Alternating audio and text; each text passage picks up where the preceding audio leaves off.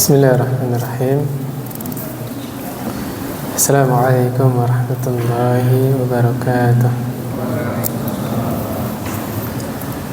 Innal hamdalillah nahmaduhu wa nasta'inuhu wa nastaghfiruh wa na'udzu billahi min shururi anfusina wa min sayyiati a'malina. Man yahdihillahu fala mudilla lahu wa man yudlil fala hadiya lahu. أشهد أن لا إله إلا الله وحده لا شريك له وأشهد أن محمدا عبده ورسوله صلى الله عليه وعلى آله وأصحابه ومن والاه. قال الله تعالى: يا أيها الذين آمنوا اتقوا الله حق تقاته ولا تموتن إلا وأنتم مسلمون. يا أيها الناس اتقوا ربكم الذي خلقكم من نفس واحدة وخلق منها زوجها وبث منهما رجالا كثيرا ونساء واتقوا الله الذي تساءلون به والأرحام إن الله كان عليكم رقيبا. يا أيها الذين آمنوا اتقوا الله وقولوا قولا سديدا يصلح لكم أعمالكم ويغفر لكم ذنوبكم ومن يطع الله ورسوله فقد فاز فوزا عظيما. أما بعد فإن أصدق الحديث كتاب الله وخير الهدى هدى محمد صلى الله عليه وسلم وشر الأمور محدثاتها وكل محدثة في الدين بدعة وكل بدعة ضلالة وكل ضلالة في النار. Kaum muslimin jamaah salat maghrib rahimakumullah. An Abi Hurairah radhiyallahu anhu qala Rasulullah sallallahu alaihi wasallam aktsaru ma yudkhilul jannata taqwallahi wa husnul khuluq. Nabi sallallahu alaihi wasallam bersabda, perkara yang paling banyak memasukkan manusia ke dalam surga adalah taqwallah wa husnul khuluq, yaitu bertakwa kepada Allah kemudian berakhlak yang baik. Kita semua telah maklum bahwa seseorang masuk ke dalam surga itu karena rahmat Allah. Itu sepakat seluruh ulama, gak ada yang menyelisih.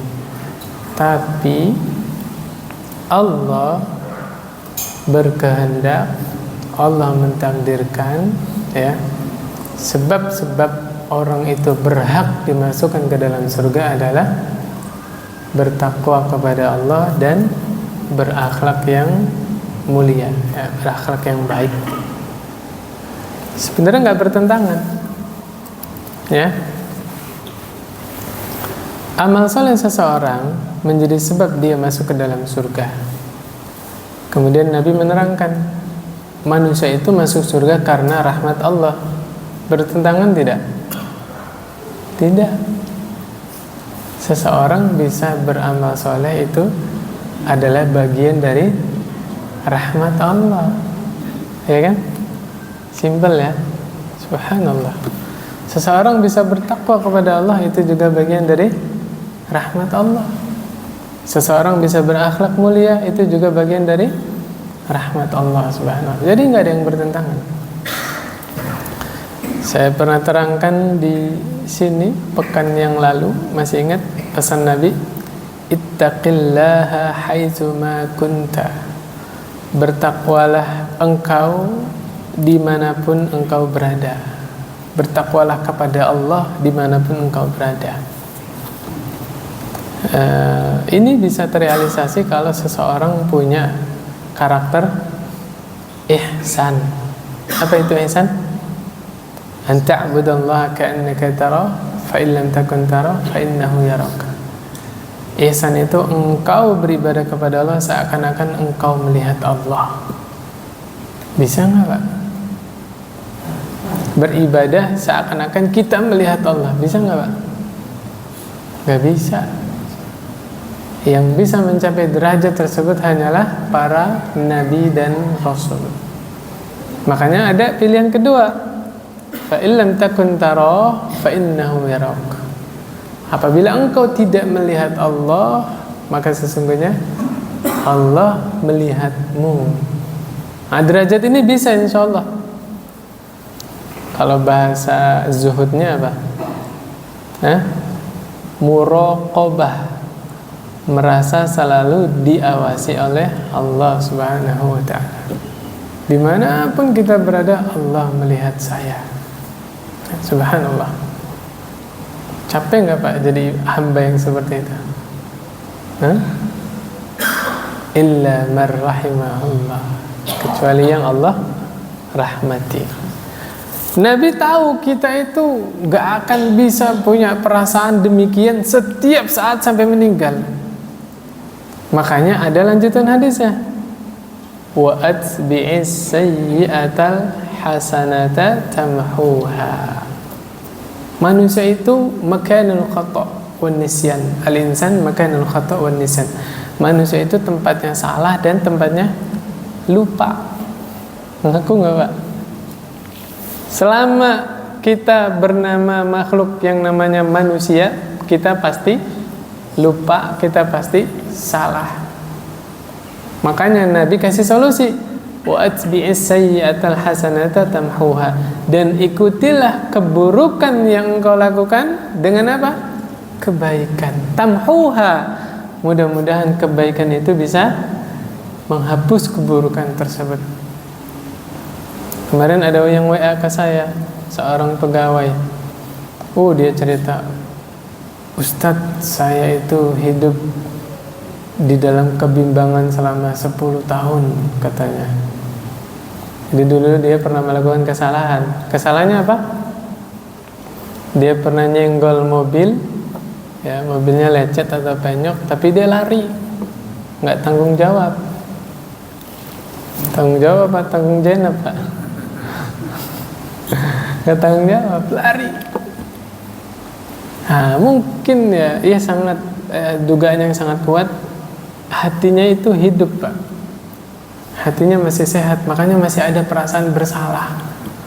Sedangkan dia pengen taubat, pengen memperbaiki kesalahannya, ya nggak tahu mobil siapa, nyarinya gimana? Coba Pak bayangin, gimana saya harus menjawab ini? Saya ingat hadis ini, wa atbi'is sayyi'atal hasanata tamhuha.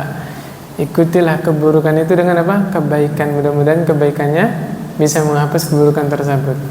Maka saya jawab, kalau memang sulit dicari pemilik mobil tersebut, ya, apalagi sudah lama ya, kejadian juga nggak tahu di mana.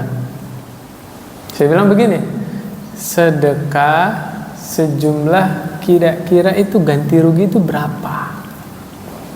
Ganti rugi yang dirugikan itu ya, kira-kira aja berapa? Nah, keluarkan harta kita sejumlah itu. Mudah-mudahan nanti kalau di akhirat orang tersebut nuntut, kita ada pahala buat bayarnya. Gitu Pak ya? Ya itu hanya jawaban sederhana aja, tapi logis Pak ya. Mudah-mudahan itu diantaranya. Gitu Pak ya. Mirip seperti dulu kita punya hutang sama teman SD. Teman SD-nya udah kemana nggak tahu. Bener Pak ya.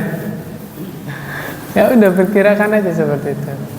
Tapi kalau hutang kita sedekah begitu, qadarullah yang mengutangi kita datang nagih, ya tetap dibayar.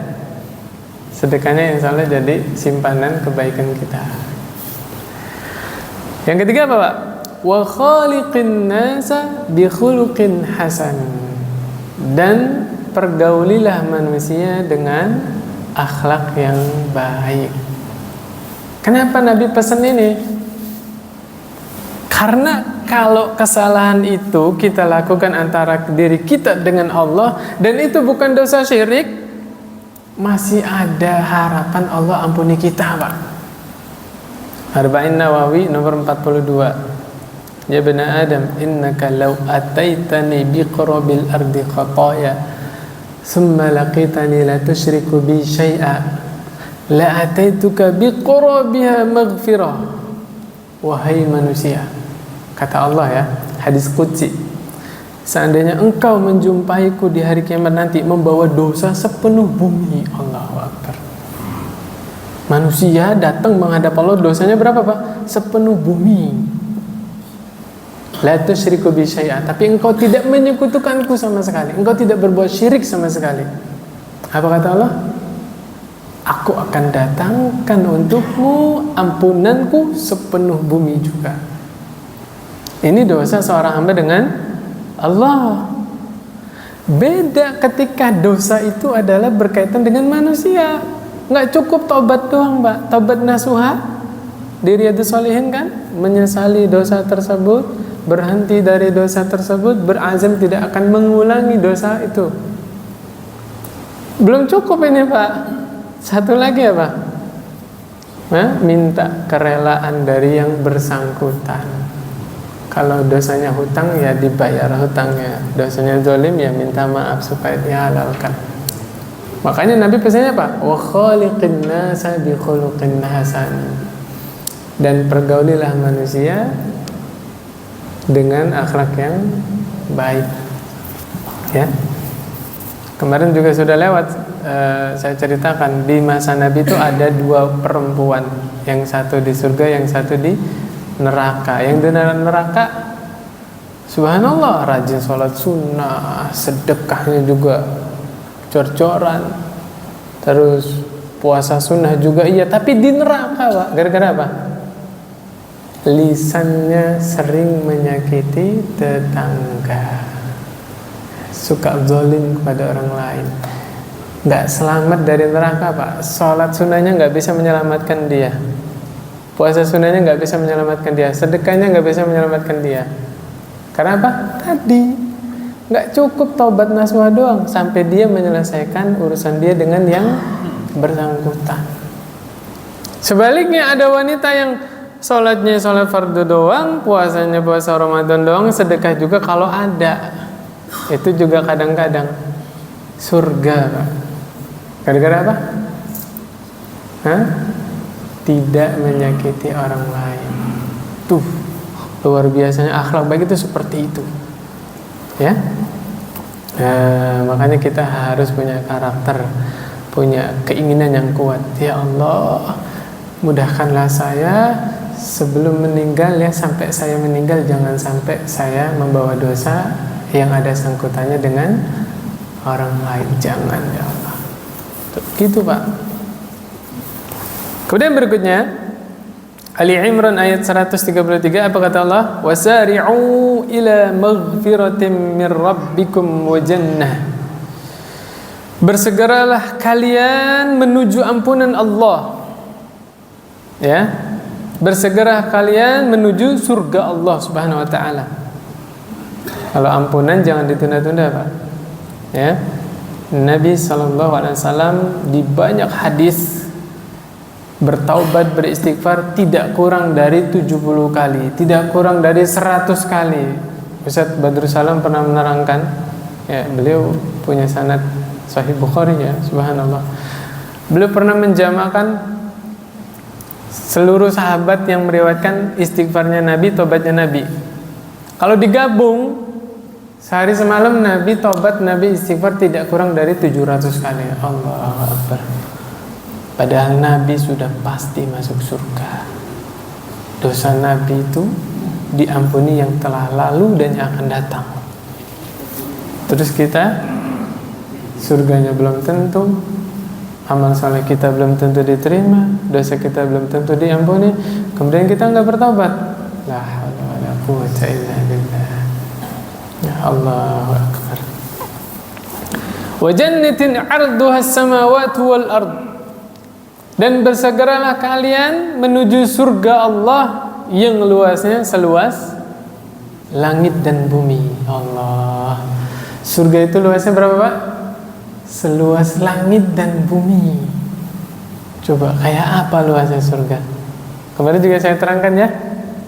Nanti endingnya di akhirat itu semua penghuni surga sudah masuk ke surga semua. Di surga masih banyak kapling yang kosong. Istana-istana yang kosong itu banyak. Maka Allah ciptakan makhluk yang baru untuk menikmati kenikmatan surga tersebut. Nah, berarti Allah janji Allah akan memenuhi surga. Endingnya apa nih ayatnya? 133 Ali Imran. Uiddat lil muttaqin. Surga yang seluas langit dan bumi Allah sediakan untuk siapa? Orang-orang yang bertakwa. Definisi takwa apa, Pak? Menjalankan seluruh perintah Allah lillahi ta'ala, Pak, ya.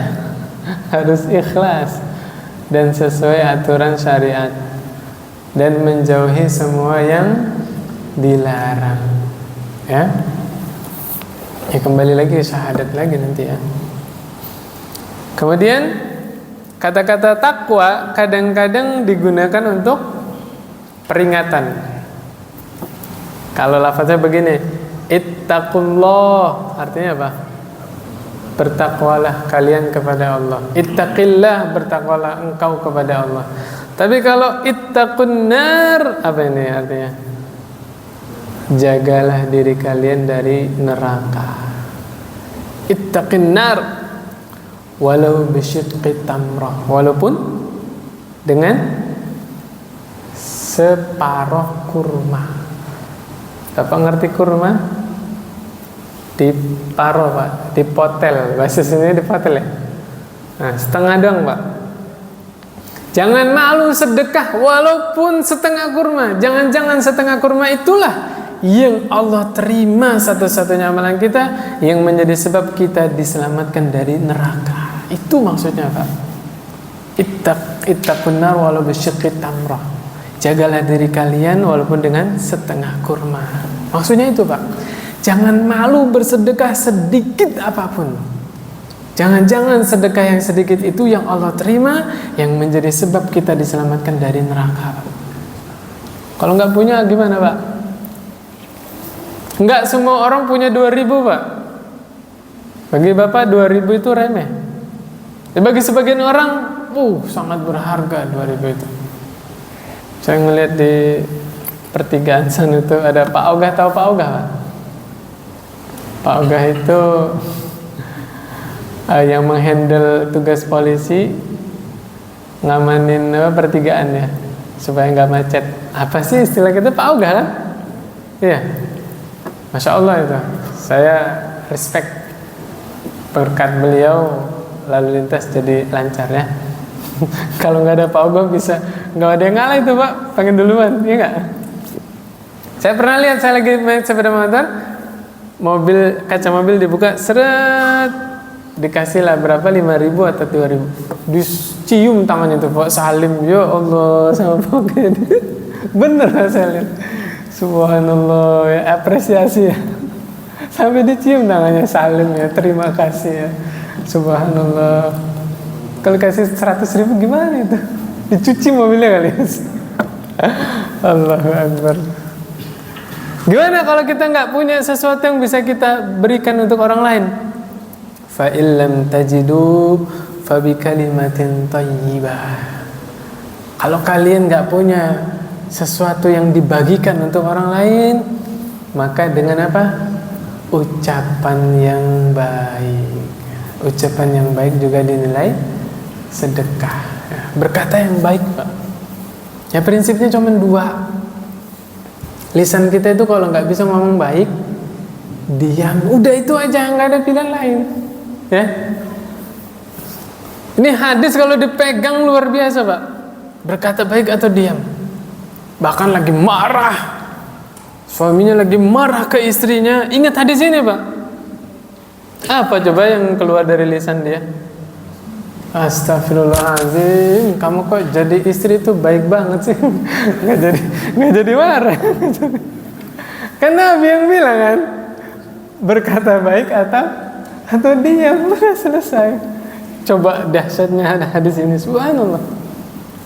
Ya, kalau nggak bisa mengontrol ucapannya, ya, dinilai saya akan berkata yang tidak baik, diam, udah diam, nggak usah berucap. Ya, subhanallah. Kemudian tadi kan penyebab pertama masuk surga apa, Pak? Bertakwa kepada Allah. Yang kedua, akhlak yang baik. Nih, saya jadi ingat Imam Malik bin Anas itu kan Allah takdirkan beliau rajin menyebarkan ilmu di Madinah, ya enggak? Ngajar hadis. Imam Malik punya kitab namanya Al-Muwatta. Itu kitabnya seginilah, tebalnya benar segini. Dihafal sama Imam Syafi'i selama 17 hari. Kitab segini, Pak. Kitab hadis segini. Imam Syafi'i ngapalin. Imam Syafi'i diberi kelebihan oleh Allah, sekali baca hafal, ya. Imam Bukhari sekali dengar hafal. Imam Bukhari pernah itu dibolak-balik hadis 100 sanad sama matanya dibolak-balik, bisa dibenerin sama beliau, ya. Subhanallah. Imam Malik pernah dinasihati sama saudaranya supaya jangan ngisi kajian terus, ya. Uzlah, tahu uzlah, Pak? Menyendiri, banyak ibadah gitu, banyak sholat, banyak baca Quran, banyak tadarus gitulah. Nah, ini jawabannya Imam Malik gimana? Innallaha ta'ala qassama baina ibadihi al-a'mala kama qassama al-arzaq. Sesungguhnya Allah membagikan amal-amalan kepada hambanya sebagaimana Allah membagikan rizkinya. Farubba rajulin futiha lahu fis shalah. Ya. Kadang-kadang hamba itu dibukakan pintu sholat. Jadi ada orang senengnya itu sholat terus. Tahu Imam Ahmad, Pak? Sehari semalam sholat sunnahnya itu 300 rakaat, Pak. Jadi bahasanya ya Imam Ahmad itu kalau datang Ramadan nggak bisa nambah sholat lagi. Di luar Ramadan aja udah segitu sholatnya, ya. Sholat apa banyak banget. Sholat sunnah mutlak, Pak. Ya, pokoknya jangan di waktu-waktu terlarang aja. Sholat sunnah mutlak. Walam yuftah lahu fis saum. Ini orang nih senang sholat tapi nggak kuat puasa. Ada nggak, Pak? Ada. Ya. Wa akharu fatahallahu lahu fil jihad walam yuftah lahu fis shalah. Ada sebagian orang Allah takdirkan dia itu semangat berjihad di jalan Allah, berperang. Tapi sholatnya nggak sebaik teman-temannya, nggak sebaik saudara-saudaranya, iya nggak? Ya. Wa futiha lahu fis shadaqah wa lam yuftah lahu fis siyam. Ada sebagian orang senang sedekah tapi nggak suka puasa. Ada nggak? Artinya ya kita semua Allah bagi amal solehnya masing-masing, jangan mencela yang lain. Ya, coba kita kenali diri kita. Kita itu kesenangannya di mana? Ada yang senang tadarus, ada yang senang sedekah, ada yang senang sholat. Silakan masing-masing. Ya, karena amal soleh itu seperti apa? Rizki Allah yang bagi. Maksudnya Imam Malik nulis ini apa? Allah takdirkan saya senang apa? Senang mutola'ah, baca kitab, sampaikan, baca kitab. Udah masing-masing. Nah, saudaranya ini yang nasihatin Imam Malik senangnya apa? Ya menyendiri, ya sholat sunnah, ya pokoknya menyendiri. Ini ada hadisnya nih. Ada hadisnya nih. Saya bacain aja langsung ya. Ngelewat berapa lembar tuh? Kata Nabi sallallahu alaihi wasallam, al-mu'minul ladzi yukhalitun nasa wa yasbiru ala azahum khairun minal mu'minil ladzi la yukhalitun nasa wa la yasbiru ala azahum. Seorang mukmin yang berbaur dengan manusia, bergaul dengan manusia, dan dia sabar terhadap gangguan orang-orang, itu lebih baik daripada manusia yang tidak bergaul dengan manusia dan dia tidak sabar dengan gangguan manusia tersebut. Saya tanya, Pak, manusia yang kita bergaul dengan mereka berapa ribu? Karakternya sama semua? Apa mereka bisa memahami kita? Enggak. Kadang temen deket kita nih maksudnya bercanda, tapi hati kita terluka. Ada tidak? Benar itu, Pak. Ya, Nabi yang bilang, Seorang mukmin yang bergaul dengan manusia dan dia sabar terhadap gangguan yang dibuat oleh manusia-manusia tadi, itu lebih baik daripada seseorang yang tidak bergaul sama manusia dan dia tidak sabar terhadap gangguan tersebut. Jadi tapi ini bukan disuruh kita nongkrong terus, Pak. Nanti bawa hadis ini ke istri lagi, izin ngopi. bukan itu maksudnya ya. Ini maksudnya ini kalau diajak kerja bakti ya, diajak yang bermanfaat lah sama tetangganya, bismillah gitu. Jadi nggak benar juga di rumah terus nyendiri terus. Sampai saya ketemu orang, Pak, yang nggak mau ke masjid. Tahu kena syubhat apa dia? Menyembunyikan amal, Pak. Dia kalau ke masjid katanya ria sholatnya, makanya sholat di rumah. Allah karim, la haula wala quwwata illa billah. Gimana itu bantahnya, Pak? Astagfirullahaladzim. Memang syaitan itu menggoda manusia dari berbagai jalan, Pak. Nah, kalau semua amalan disembunyikan, takut riak, azan gimana, Pak? Mau sembunyi-sembunyi? Artinya apa? Ada amalan-amalan yang nggak bisa disembunyikan, harus terbuka. Salat berjamaah, azan, pengajian masa sembunyi-sembunyi, ya kan?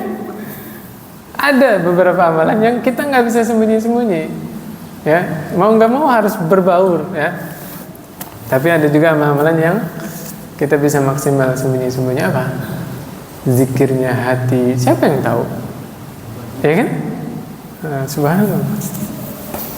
Kemudian berikutnya Nabi SAW bersabda, "Ana za'imun bi baitin fi a'lal jannah liman hassana khuluquhu." Bapak kalau yang beri jaminan presiden gimana, Pak? Percaya nggak? Kalau yang kasih jaminan Bapak kepala TNI gimana? Aman mau kemana-mana, bener nggak? Ya, kepala kepolisian yang kasih jaminan kita aman ya? Mau kemana aja kan? Kasih apalah kartu atau apa nih, tunjukin aja. Aman ya, bablas kemana-mana. Ini yang jamin Nabi, Pak. Kata Nabi SAW, aku jamin istana di atas surga. Siapa?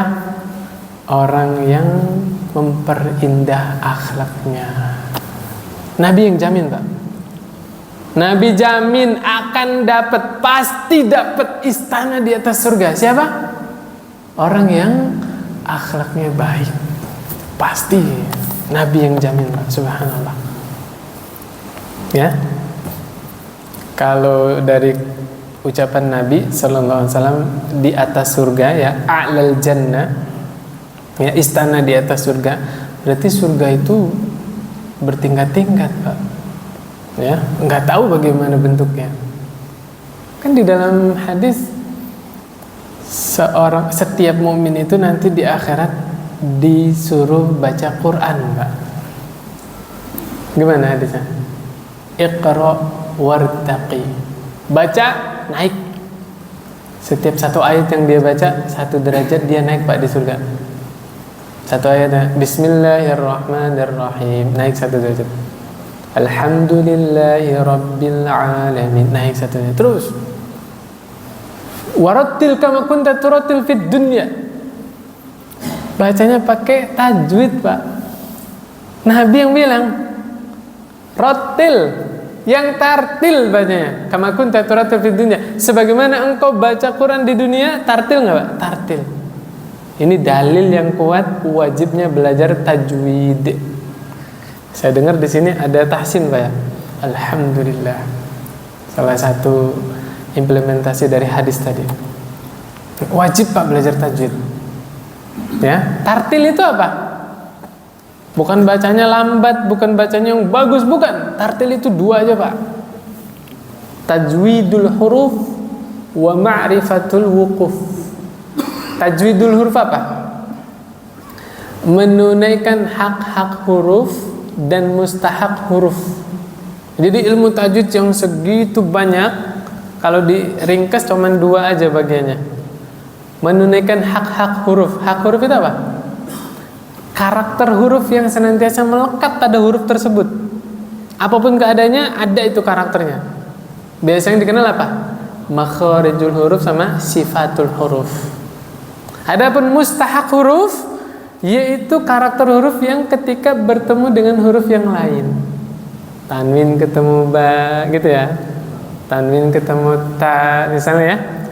Mat tabi'i ketemu hamzah, gitu ya. Mat tabi'i ketemu huruf sukun. Sukunnya karena waqaf, sukunnya karena apa namanya? Memang aslinya begitu. Macam-macam. Itu yang pertama, tajwidul huruf, tartil. Yang kedua apa? Wa ma'rifatil wuquf. Mengetahui waqaf-waqaf. Kenapa? Kalau salah berhenti bisa merubah makna. Maknanya jadi berubah nanti. Alhamdulillah sudah ada Quran terjemahan. Masya Allah, Quran juga seorang macam-macam modifikasinya. Ada yang warna-warni, ada Pak ya? Yang idhar warna hijau, yang idgham warna merah, betul nggak? Hah? Terus terang saya kurang suka Al-Quran warna-warni itu. Ya, selera masing-masing ya, selera masing-masing. Saya tidak mencela siapapun. Ini pribadi saya. Tapi saya respect, saya dukung Quran-Quran yang ada wakaf apa? Lanjut berhenti itu loh. Berhenti lanjut. Kan sebagian ayat panjang, kita nggak ngerti bahasa Arab, bingung berhentinya di mana, ya nggak? Alhamdulillah tuh ada tulisan kecil ya. Berhenti terus lanjut gitu. Jadi berhentinya di sini, nanti ngulangi di belakang di mana tuh? Itu alhamdulillah sudah terbantu. Alhamdulillah. Ya. Saya mana tadi? Fa inna manzilataka inda akhiri ayatin taqra'uha. Tadi orang mukmin suruh baca Quran dengan tartil kan? Hadisnya penutupnya gimana? Sesungguhnya kedudukanmu di surga adalah di akhir ayat yang engkau baca. Sampai mana kita berhenti baca Al-Quran di akhirat, disitulah derajat kita di surga, Pak. Infonya tidak disebutkan bacanya pakai mushaf. Ngerti sampai sini, Pak? Berarti bacanya pakai apa? Hafalan, Pak, hafalan. Subhanallah, satu hadis itu sudah ada mencakup anjuran baca tajwid dengan tartil ya, belajar tajwid, baca Quran dengan tartil. Yang kedua apa? Menghafal, Pak, menghafal. Insya Allah nggak susah, Pak. Apalagi untuk bapak-bapak seumuran saya ini ya. Udah banyak yang dipikirin. Aduh, mikir keluarga, mikir pelajaran, mikir kerjaan, mikir materi segala macam ya.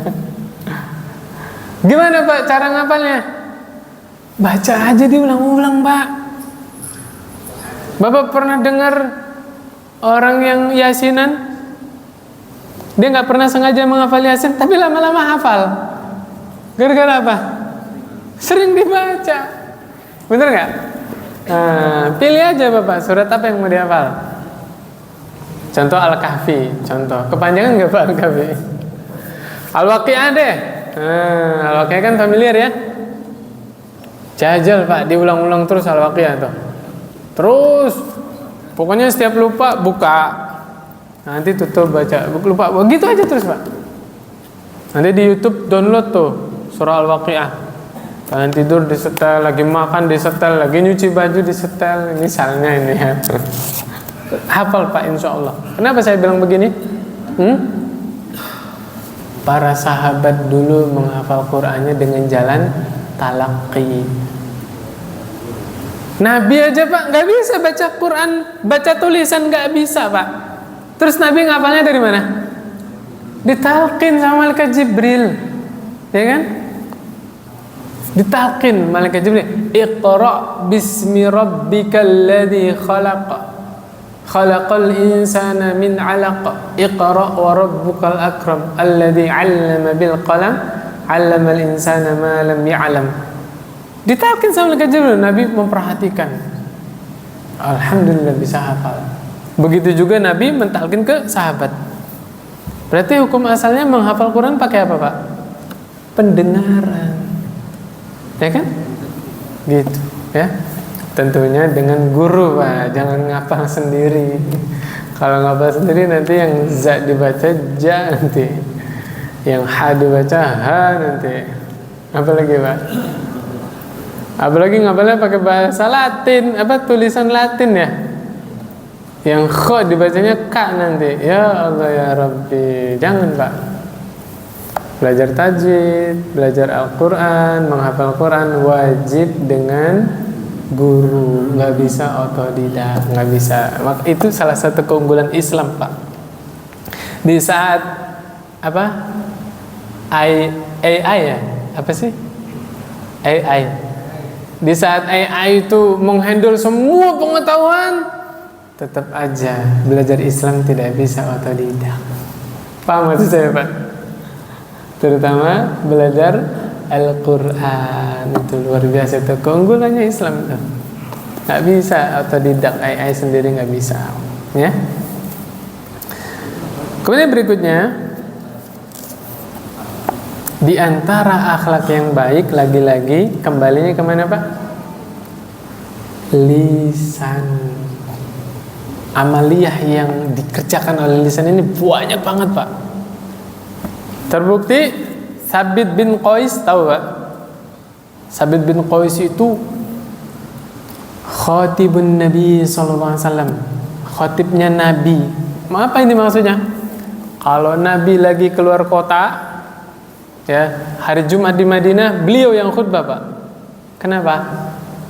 Suaranya paling kencang. Dulu nggak ada ini, Pak, nggak ada. Bapak lihat Masjid Nabawi segede apa, ya kan? Ya walaupun sekarang udah perluasan ya, dulu juga lebar Masjid Nabawi. Gak ada speaker, Pak. Terus gimana khutbahnya? Ya teriak. Nah, sahabat yang paling kenceng suaranya siapa? Sabit bin Qais. Memang bawaan beliau itu karakternya suaranya kenceng. Ngomong sama Nabi juga kenceng. Sampai Allah tegur di surah Al-Hujurat.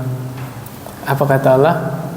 Ya ayyuhalladzina amanu la tarfa'u aswatakum fawqa sautin nabi.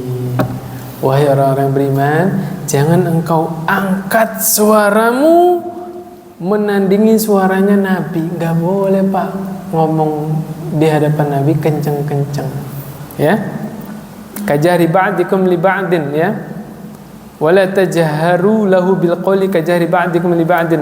Jangan teriak-teriak seperti engkau ngomong sama temanmu yang lain. Gak sama ngomong sama Nabi.